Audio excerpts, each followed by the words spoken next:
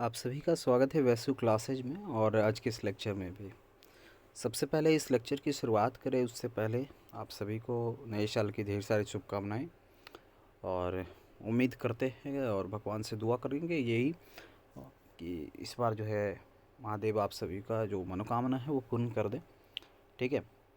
और इसी के साथ ही इस क्लास की शुरुआत कर रहे हैं। एक बार आप लोग भी अपना जो राय जो भी है लिखना चाहते हैं वो कमेंट बॉक्स में लिख देंगे। आई होप कि आपने इससे पहले की लेक्चर्स को भी ज्वाइन किया होगा। प्लेलिस्ट का लिंक भी वीडियो का डिस्क्रिप्शन में दिया हुआ है। जो आपका फीडबैक होगा वो आप शेयर ज़रूर करेंगे। ठीक है। अब यहाँ पास इस क्लास की शुरुआत करते हैं। फिर टॉप 50 क्वेश्चंस हमने देख लिया है। कंक्रीट टेक्नोलॉजी की एक लेक्चर्स चल रहा है अभी।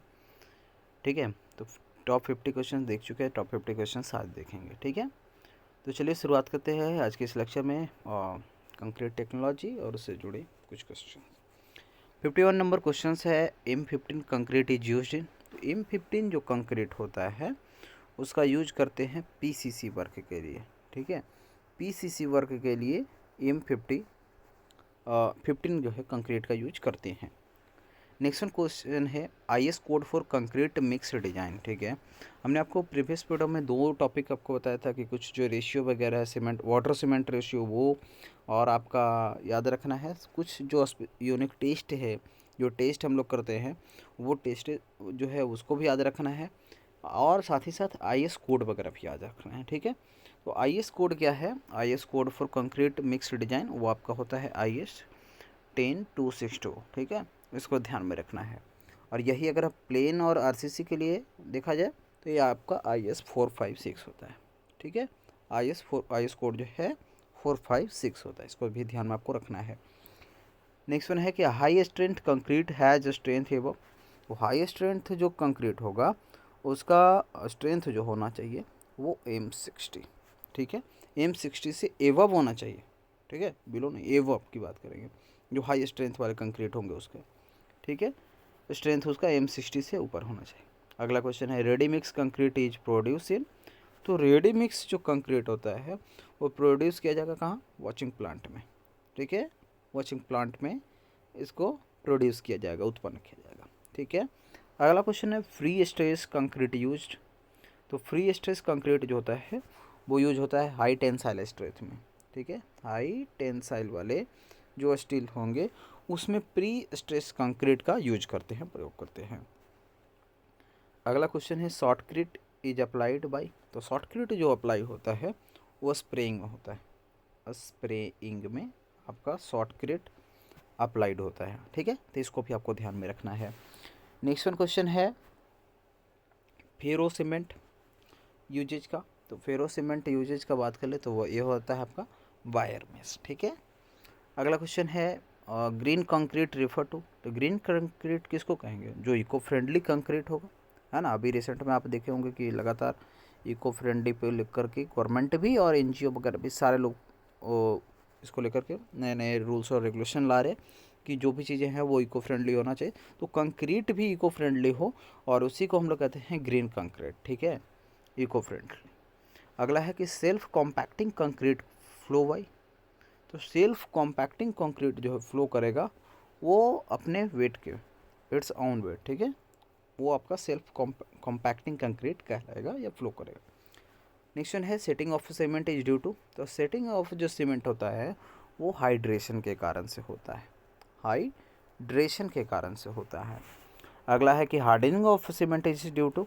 तो हार्डनिंग जो होता है आपका क्रिस्टलाइजेशन के कारण से होता है, जिसको हिंदी में आपको रवाकरण भी बोल सकते हैं। ठीक है। तो क्रिस्टलाइजेशन जो होगा वो उसके हार्डनेस बताएगा कि भाई क्रिस्टलाइजेशन कितना बढ़िया रहा इसका, वो उसका हार्ड। और सेटिंग जो होगा वो हाइड्रेशन के कारण से होगा। नेक्स्ट वन है कि heat of hydration is maximum. तो हीट ऑफ हाइड्रेशन जो है मैक्सिमम कब होगा? तो जब रैपिड हार्डनिंग होगा सीमेंट का, रैपिड हार्डनिंग होगा देन उस केस में हीट ऑफ हाइड्रेशन मैक्सिमम हो जाएगा। ठीक है। और इसी दरमियान जो है आपको क्रैक या ब्लीडिंग वगैरह देखने को भी मिलेगा। अगला क्वेश्चन है low heat cement is used in. तो लो हीट जो सीमेंट होता है, लो हीट वाले सीमेंट उसका यूज करते हैं डैम्स में। ठीक है। कहाँ करेंगे? डैम्स में करेंगे, डैम बनाने में। अगला क्वेश्चन है sulphate resisting cement is used in. तो सल्फेट रेजिस्टेंस जो सीमेंट है उसका यूज किया जाता है आपका मैरिन स्ट्रक्चर में, ठीक है, मैरिन स्ट्रक्चर में। अब ये सल्फेट रहने से होगा क्या, सल्फेट यहाँ पर रहने से होगा क्या, क्योंकि यहाँ पर तो वाटर अगर देखा जाए तो 24 आवर्स या जितने भी समय तक वो रहेगा इसमें, वाटर का मॉइस्चर आपको उसको मिलता रहेगा। उससे क्या होगा, सल्फ़र होने से क्या होगा कि सल्फ़र रहने से उसकी जो हार्डनेस है वो बरकरार रहेगी और वो लगातार इम्प्रूव भी होती रहेगी, हाइड्रेशन बने रहने के कारण से, ठीक है, सेटिंग भी होता रहेगा। तो इसलिए सल्फेट में वो का जो रजिस्टिंग जो सीमेंट होगा, ठीक है, उसका यूज करेंगे मैरिन स्ट्रक्चर में, ठीक है। अगला है वाइट सीमेंट कंटेन करेगा। तो वाइट सीमेंट जो कंटेन करता है वो वेरी लो आयरन ऑक्साइड को कंटेन करेगा, आयरन ऑक्साइड जो होगा उसमें काफ़ी कम होगा। अगला क्वेश्चन है कि concrete mix design M eight. तो कंक्रीट जो मिक्स डिजाइन है वो आपका इकोनॉमी और स्ट्रेंथ को एम करेगा, ठीक है, इकोनॉमी और स्ट्रेंथ को, कंक्रीट का मिक्स डिजाइन होगा वो। अगला क्वेश्चन है कि watching can done by the, तो वेट और volume, watching can be done by, watching जो होता है वो वेट और वॉल्यूम से, ठीक है। अगला है कि वेस्ट मेथड ऑफ वॉचिंग, तो वे वॉचिंग आपका वेस्ट मेथड होगा, ठीक है। ऐसे तो वेट और वॉल्यूम दोनों से होता है, लेकिन यहाँ पास जो बेस्ट मेथड होगा वॉचिंग के लिए वो वे वॉचिंग होगा, इसको भी ध्यान में आपको रखना है। अगला क्वेश्चन है mix of concrete can be done by. तो मिक्स ऑफ कंक्रीट जो होता है वो आपका हैंड और मशीन दोनों से होगा, ठीक है।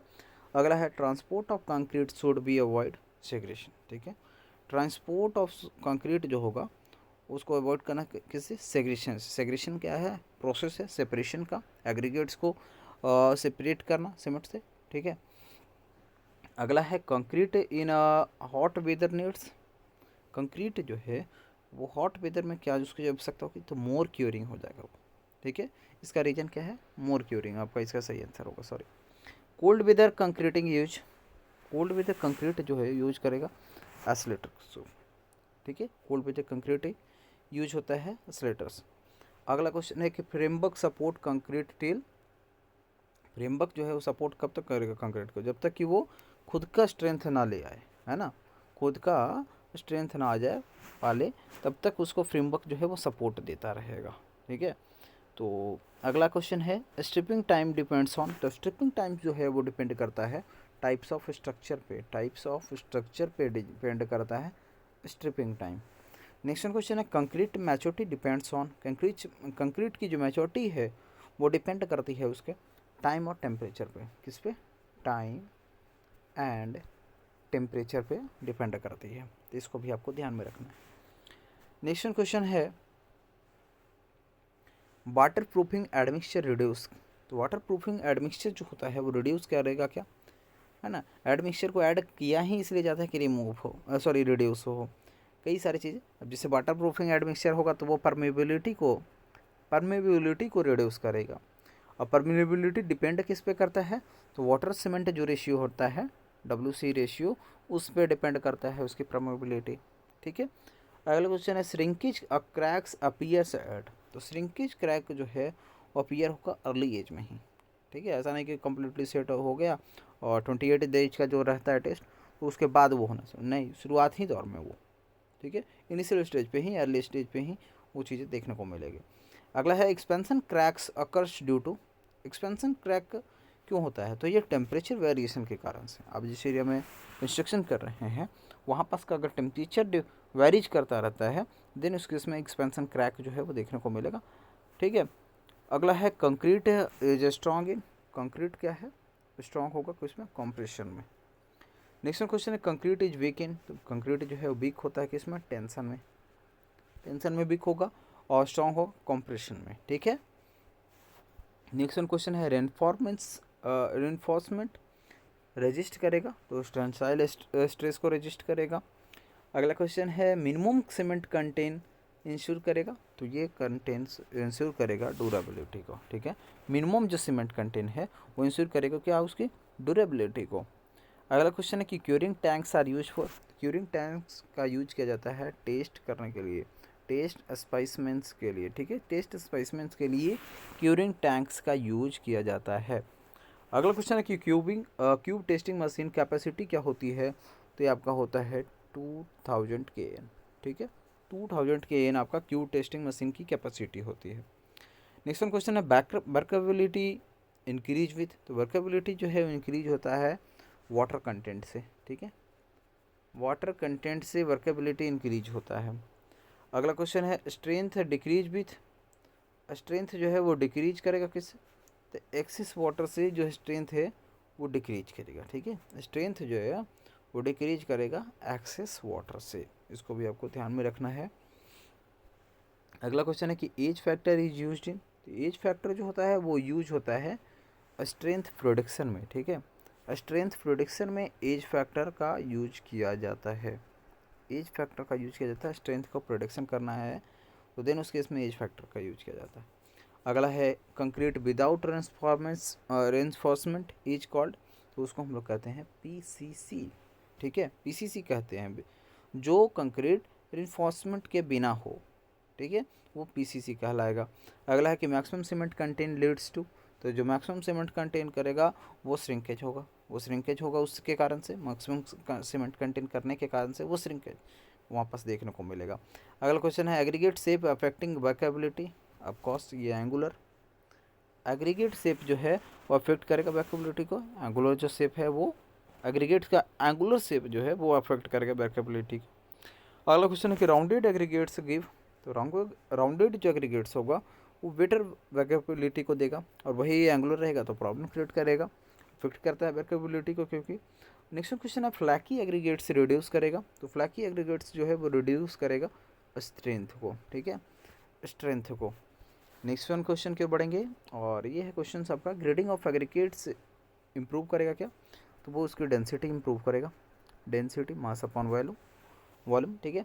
नेक्स्ट क्वेश्चन है गैप ग्रेडिंग यू काउच करेगा क्या, गैप ग्रेडिंग के कारण से क्या होगा, ये हर्स मिक्स होगा, ठीक है। अगला है वेल ग्रेडेड एग्रीगेट्स गिव, तो वेल ग्रेडेड जो एग्रीगेट होगा वो डेंस कंक्रीट का डेंस कंक्रीट देगा, ठीक है। नेक्स्ट क्वेश्चन है कंक्रीट क्योरिंग प्रिवेंट, कंक्रीट की क्योरिंग जो है वो प्रिवेंट करेगा किससे, क्रैकिंग से, क्रैकिंग से आपको बचाएगा ये। अगला question admixture dosages depends on, तो एडमिक्सचर जो डोज जो है वो डिपेंड करेगा सीमेंट के कंटेंट पे, कि आप सीमेंट कितना ले रखे हैं उसी पे एडमिक्सचर का डोज भी डिपेंड करेगा। और अगला क्वेश्चन है कि कंक्रीट टेक्नोलॉजी डील विथ, तो कंक्रीट टेक्नोलॉजी है वो डील करता है production and properties of concrete से, ठीक है। ये हम लोग कुछ इंपॉर्टेंस क्वेश्चंस जो है कंक्रीट टेक्नोलॉजी से देखा। आई होप कि आपको यहाँ तक कोई परेशानी नहीं हुई होगी। नेक्स्ट वीर हम लोग जो है अलग टॉपिक लेकर के आ रहे हैं, और साथ ही साथ महा मैराथन की भी क्लासेज आ रही है, ठीक है। तो आप लोग ज़रूर जुड़े, शेयर करें सभी फ्रेंड्स के ग्रुप में, और सभी को वापस से एंड तक देखने के लिए धन्यवाद। अपना राय कमेंट बॉक्स में करें और सब्सक्राइब करें वैसे क्लासेज को भी।